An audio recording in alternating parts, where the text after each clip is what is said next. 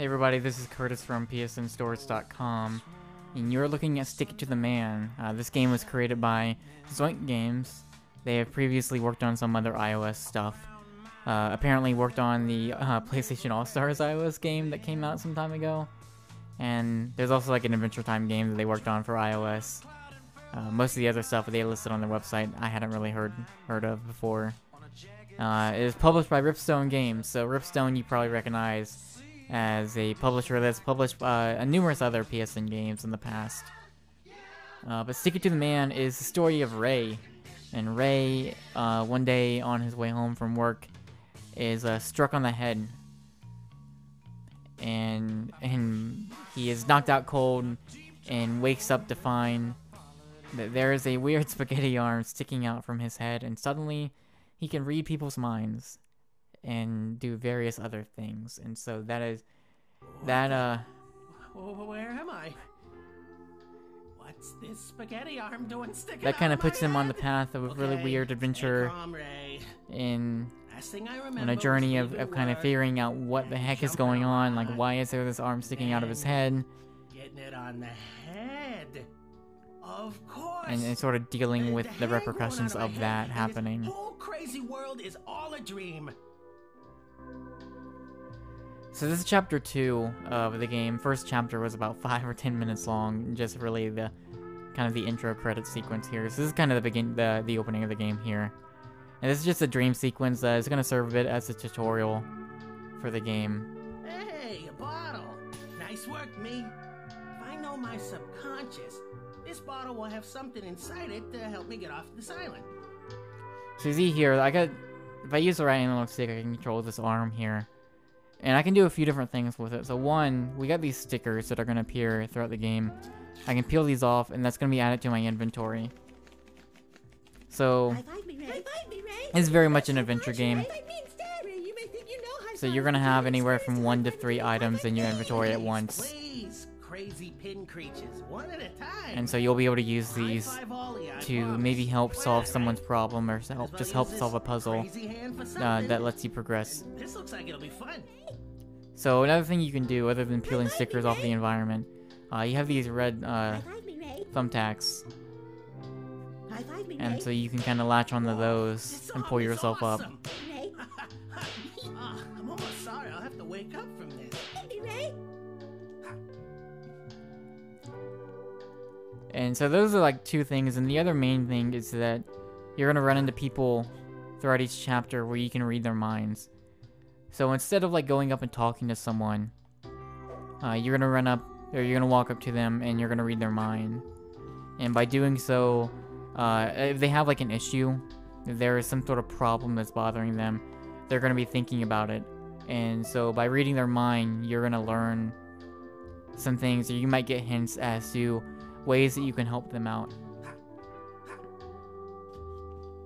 So like there's one person earlier in the game who the woman he loves has left him for someone else, and so it's up to you to read some different people's minds and learn some different things, and maybe learn what she likes and what he is missing, and by doing that you will eventually uncover an item that will let you help him out with his problem.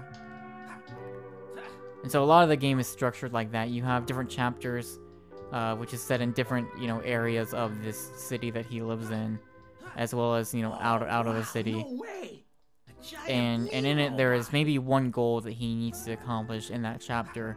But in order to do that, he's going to need to go around and help out a handful of different citizens, or a handful of different people who are in need of help. A bunch of gears that aren't moving. See here, there's this weird alien thing living in his head. I need to drain the water from my brain. Got it. And of course, as you see what he just said, there's water filling his brain, so he needs to drain that. And there's a creature. And so you might see there's a sticker up there that Sure what to make of that it's a bit of a faucet, so you might be able to use that to drain out the water. So I'm gonna grab that. I'll put it down here, so now water's coming out. And if I come up here, I have this cork that I can do and plug it up. I saved you. Crazy And now the water's gone. So it's a lot of stuff like that. Finally The game gets a little more advanced in that kind of a mechanic, but you don't. There's never a point where you take, say you have multiple stickers in your inventory. You're not going to be combining those stickers to create new stickers to use.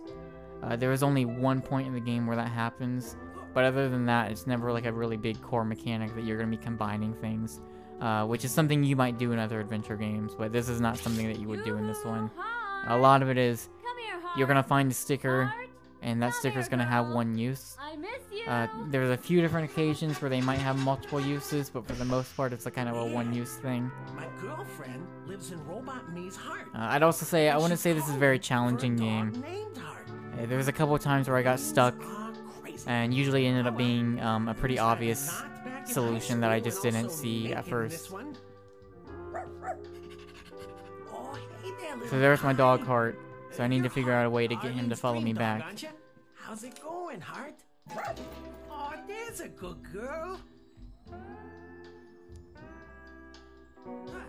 But yeah, it's a lot of this game is kind of the process of elimination, where you're just gonna go around and read like everyone's mind, and in that process, eventually, whether it takes reading everyone's mind or reading the majority of people's mind in that chapter, you're gonna end up having enough stickers to solve all the issues. Usually you'll come across a sticker maybe late in the chapter, and you'll realize that, oh hey, you know what, I could probably use this for someone else who needs help. And then once you use that sticker, that's generally will translate into causing or triggering a certain scenario where it's just sort of a like you'll solve someone's problem that will result in another sticker showing up, which will be able to you'll be able to use that to solve someone else's issue. So it will just kind of be a domino effect from there, with a few exceptions. I just realized how well lend a hand worked back there. So, this game has a lot of self-aware and kind of dry humor. I think it works great. I really like the writing in this game. I like the story a lot. It's a pretty simple story overall, but it goes in a lot of weird areas, and I think it works. It's just a really funny and just an enjoyable game. Like, it's one of those games where you just, as you're playing, you're just smiling the whole time because it's just kind of ridiculous, like the whole thing. Heart, you came there's a back. ton of characters. What a good girl. Who's Throughout a each girl? chapter, you are running You, into Heart. You're the best many girl. just Yes, new you characters who are. maybe only have one or two I'm appearances so in the game, happy. I love and you, they're all Heart. just weird in their own Always right. knew Eileen Some of them was maybe in only my have one or dreams. two lines, But it's nice to and have that's just from reading their All mind. the pieces are They're the handful of main like recurring characters throughout the game, Now I think I'll stay after all. and it's just a lot of fun. Like they do a really good job of, especially with like the recurring characters. Usually you end up when you see them again, usually they're in a very different condition from before, and so there's a lot of just humor from seeing that progression of just random characters that you just randomly meet, you know, early in the game, and then you see later on, and where they're at from there. And of course, also just some of the solutions you come across, like any other adventure game. Usually the solutions there are pretty funny to discover or to watch play out. And it's a lot of fun. It's a really fun game.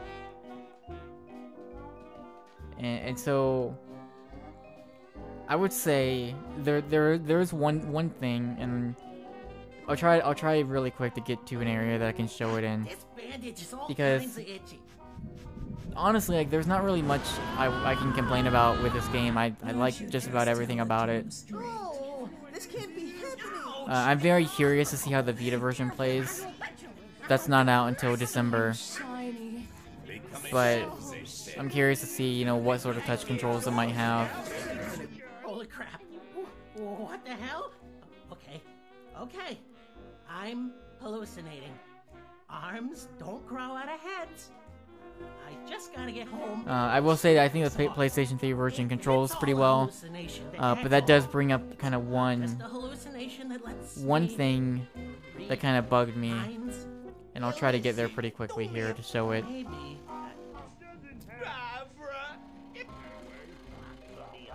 I gotta So find I read out that how guy's this mind, dude and now is he's waiting got a for problem me. I need to help out with. Keep it up, Barbara. So we'll skip this stuff here. So if I go into like this mind reading mode, you see that there's 4 different people that I can read their mind. And what you're doing is you're kind of pointing the right analog stick in their direction. And so you see that circle around their head is highlighted, showing that that's going to be the mind that I read when I press R1. Not really a problem here, but there's a handful of areas in the game where these people, or there's maybe a group of people that are a little bit closer together, and sometimes it can be really hard to kind of highlight the middle person in that group. So right here it's pretty easy. They are far enough apart where it's not much of an issue, but sometimes it can be kind of annoying because you'll try to highlight like the middle character, and you'll just keep going from left to right and not getting right exactly on them. Not a huge issue, but there was about a handful of different times where I had some trouble, and maybe I had to kind of like just barely go over, maybe a little to the left or a little to the right to kind of get the right angle in on it. But other than that, I think the game controls fine. Again, very curious to see how the Vita version controls. I imagine a lot of it might be touch enabled, which that could be pretty cool. But that's something we won't know until next month. But anyways, that is Stick It to the Man. So thanks for watching the video. Go ahead and read the review above. The game is out next Tuesday on PlayStation Network, and then it's going to be out next month again on the Vita. It is cross-buy, so if you want to go ahead and buy it next week, or you can pre-order it now, you'll get both versions, when the Vita version comes out. Or actually, there's one other thing. So if I like read this person's mind, I can use the left analog stick to kind of like fast forward and rewind. I thought that was pretty neat. But again, that's Stick to the Man. I think he's got a great art style. I think the music is really good. I really like the theme song choice that they used for the game, and it's just a lot of fun. I think it's goofy. It's pretty funny. It's a very enjoyable adventure game, and so if you're into stuff like that, if you like what you saw in the video or what you read up above in the review, I say definitely check it out. I don't know if there's going to be a demo or anything, but the game seems to be pretty cheap, so I would give it a shot if you like what you see here. And yeah, again, thanks for watching the video, and look for more videos in the future.